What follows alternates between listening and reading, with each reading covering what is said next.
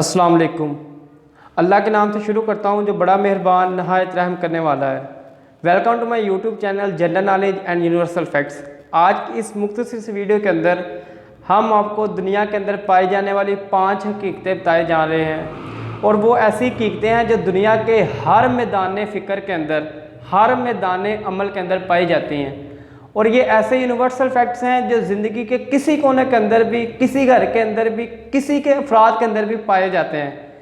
تو بلا تاخیر کے ویڈیو کو سٹارٹ کرتے ہیں۔ ویڈیو سٹارٹ کرنے سے پہلے اگر آپ میرے چینل پر نیو ہیں تو پلیز میرے چینل کو سبسکرائب کر لیں، ویڈیو کو لائک اور شیئر ضرور کریں۔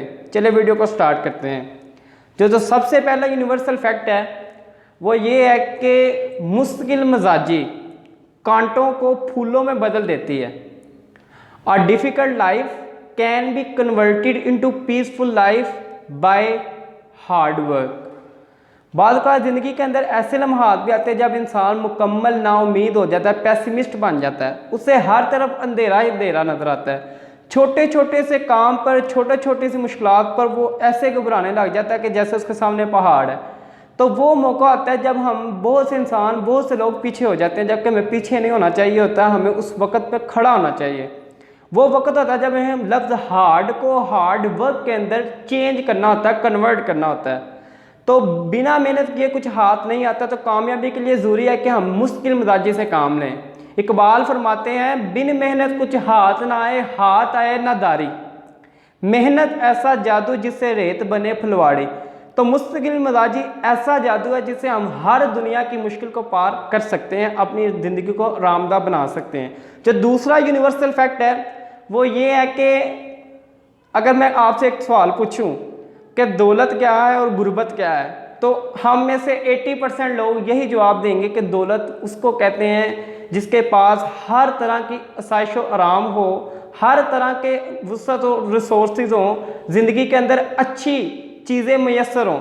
جبکہ غربت اس کو کہتے ہیں جس کے پاس وسعتیں نہیں ہیں، ریسورسز نہیں ہیں۔ لیکن جو یونیورسل فیکٹ کہتا ہے وہ یہ ہے کہ علم اور عقل سے بڑی کوئی دولت نہیں، اور جہالت سے بڑی کوئی غربت نہیں ہے، کیونکہ دنیا کی حقیقتیں میں یہ بتاتی ہیں کہ دولت کے ساتھ اینک تو خریدی جا سکتی ہے مگر آنکھیں نہیں خریدی جا سکتی۔ دولت کے ساتھ قلم تو خریدا جا سکتا ہے مگر تحریر نہیں خریدی جا سکتی۔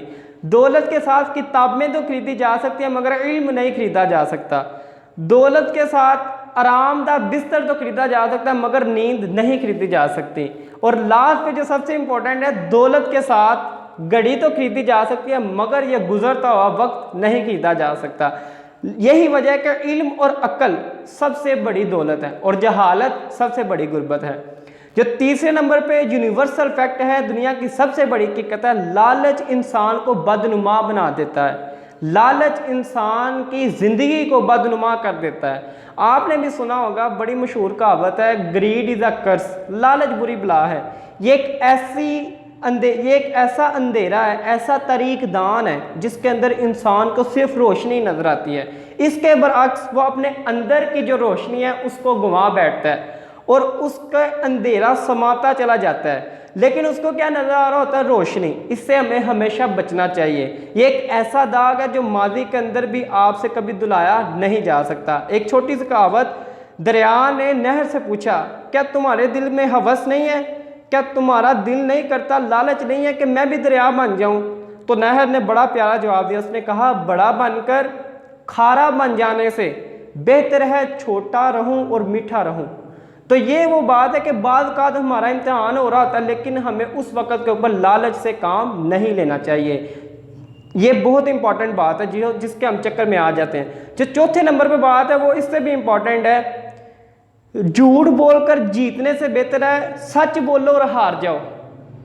بعض اوقات انسان اپنی شخصیت پرستی کے اندر اس قدر گم ہو جاتا ہے کہ وہ جھوٹ بولتا ہے اور ایک جھوٹ کو چھپانے کے لیے 1000 جھوٹ بولتا ہے، اور اس کا غرور و تکبر کا یہ اس کا سٹینڈ ہوتا ہے، مطلب یہ لیول ہو جاتا ہے، وہ کہتا ہے کہ نہیں اب میں نے جو کہہ دیا وہ کہہ دیا، نہیں تو میری شخصیت پہ بڑا اثر پڑے گا۔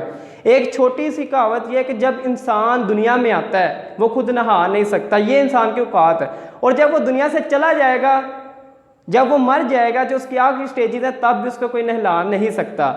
تو ایک اور واقعہ آپ کو سناتا ہوں، اگر ایک شخص ایک ٹانگ اٹھا لے تو اس کے اندر اتنی طاقت نہیں ہوتی کہ وہ دوسری ٹانگ بھی اٹھا سکے. تو اس لیے ہمیں اپنے غرور و تکبر کو ختم کر کے دنیا کی حقیقت کو مان لینا چاہیے. جو 5ویں نمبر پہ جو سب سے امپورٹنٹ دنیا کی حقیقت یہ ہے کہ جتنا ہم اپنے ظاہر سے واقفیت رکھتے ہیں اتنے اپنے باطن سے بھی آگاہ رہنا چاہیے. ایک دفعہ ایک بزرگ رات کو عبادت کر رہے تھے, ان کے بیٹے بھی ان کے ساتھ تھے. تو وہ جب تہجد کی نماز ادا کر رہے تو ان کے بیٹے نے کہا بابا ہم عبادت کر رہے ہیں لوگ سو رہے ہیں. تو انہوں نے کہا بیٹا لوگوں کو عیبوں پر نظر رکھنے سے اچھا یہ تھا تم بھی سو جاتے. انہوں نے اپنے اندر یعنی ظاہر کو نفی کرتے ہوئے باطن کو پہچانتے ہوئے یہ کہا. جو ہم چہرہ دکھا رہے ہوتے ہیں ہمیں یہ کوشش ہوتی ہے کہ لوگوں کو اچھا بن کے دکھائیں, لیکن ہم اپنا دل کو نہیں سنوارتے جو ہم نے اللہ کے سامنے پیش کرنا ہے. وہ کسی شاعر نے کہا نا, سودا کیا میں نے اچھا اپنے ضمیر سے, سودا کیا میں نے اچھا اپنے ضمیر سے, ایک بادشاہ میں بن گیا ایک فقیر سے. تو یہ ہوتا ہے جب ہم اپنے ظاہر سے نفی کرتے ہوئے باطن کو پہچانتے ہیں تو اللہ پاک بھی اس شخص کو بہت سی نعمتوں سے نوازتے ہیں. اگر آپ کو میری ویڈیو اچھی لگی ہے تو اس کو لائک اور شیئر ضرور کریں, اور یہ دنیا کی حقیقتیں ہیں اس کو اپنے دوستوں کے ساتھ بھی شیئر کریں. تب تک کے لیے اللہ حافظ. Take care of your self, stay blessed, stay safe. اللہ حافظ.